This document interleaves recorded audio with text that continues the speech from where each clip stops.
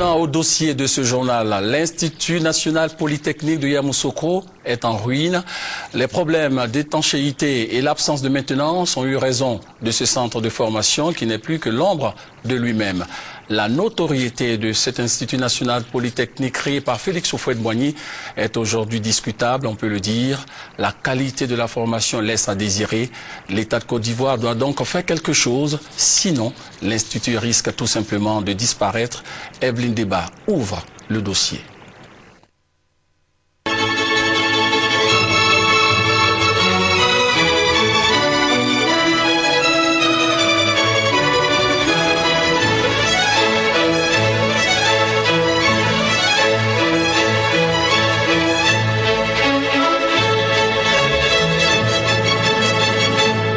Voici ce qui reste de l'Institut national polytechnique Félix Houphouët-Boigny de Yamoussoukro.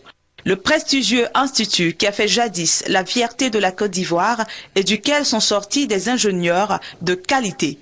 Des gabés cassés, des bâtiments en voie d'écroulement, des salles de travaux pratiques et dirigées délabrées, des équipements inadaptés, obsolètes ou inexistants, des laboratoires en déliquescence, bref, l'INPHB n'est plus que l'ombre de lui-même. Le constat est le même partout où nous sommes passés. Que ce soit à l'INP Nord, Centre et Sud, les techniciens sont unanimes, l'Institut a un problème d'étanchéité. C'est la plomberie. Tous les tuyaux sont vieillissants. C'est ce qu'on disait, c'est compte tenu de la maintenance. La maintenance n'a pas été suivie, donc tout est tombé en ruine. Comme on vient de le voir tout à l'heure dans une région où l'eau coulait, toute la tuyauterie est vieillissante. Donc, tous les gavats que nous avions comme des tuyaux, on ne peut plus conduire l'eau comme il se doit. L'intérieur est bouché. Donc, bon, ça fait que l'eau circule partout et ça détériore tout ce que nous avions comme équipement dans les chambres, comme aussi le bâtiment. Les bâtiments de ce site datent des années 82 plus précisément. Donc la pose des revêtements date de cette époque. Donc depuis lors, on n'a pas pu les remplacer. Ces revêtements sont arrivés à terme de leur durée de vie, si bien qu'on a des infiltrations d'eau. L'impact, c'est que l'eau descend dans les chambres pour ce bâtiment qui est une résidence d'élèves. Donc l'eau descend sur les installations techniques, sur les disjoncteurs par exemple. L'eau descend dans les chambres aussi, sur les lits, etc. Difficile pour les 3540 étudiants de l'INPHB de trouver le savoir qu'ils recherchent dans ces conditions. Les laboratoires censés leur permettre de faire la pratique n'existent que de nom. À l'INP Sud par exemple, sur 12 laboratoires, 4 fonctionnent à peine. Conséquence, il n'y a pas assez de pratique, c'est surtout la théorie. Et puis le matériel est souvent insuffisant ou inexistant. Les problèmes qu'on rencontre ici, ce sont les problèmes de logement. Souvent, il n'y a pas d'électricité, on peut bosser dans le noir. Dans la formation, le problème que nous rencontrons, c'est que nous ne faisons pas de pratique. Et ça nous pose énormément de problèmes. Ce que ces étudiants n'osent pas dire devant notre caméra, c'est que les enseignants sont en sous-effectif. Ils sont au nombre de 365 pour 3540 étudiants.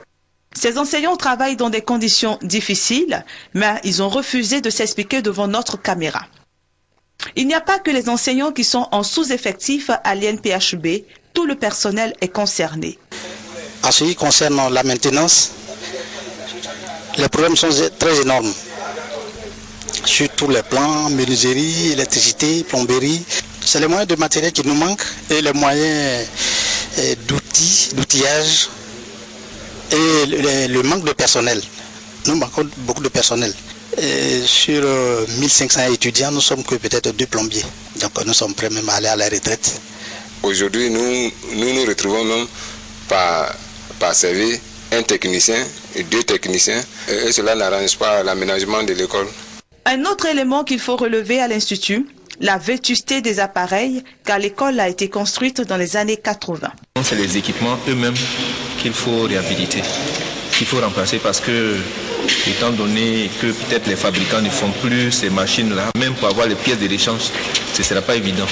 Conscient de l'état de délabrement avancé de l'INPHB, le ministère de l'Enseignement supérieur et de la Recherche scientifique s'est saisi du dossier. On ne peut pas former de bons ingénieurs dans ces conditions, de bons cadres dans ces conditions.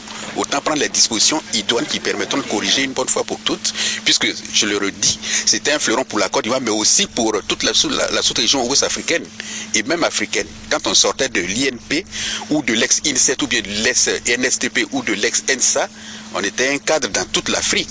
L'État, par nécessité, trouve toujours les moyens. Je sais, dans la situation actuelle et pour ce que nous venons de vivre, tous les secteurs sont prioritaires. Mais moi, je suis du domaine de l'enseignement supérieur. Nous poserons les problèmes de l'enseignement supérieur pour que l'État les résolve pour que l'école puisse reprendre. En attendant que des solutions soient trouvées, l'INPHB poursuit sa route vers la ruine. Les herbes continuent de pousser. Les termites ont toujours le temps de construire leur termitière, faisant parfois oublier aux étudiants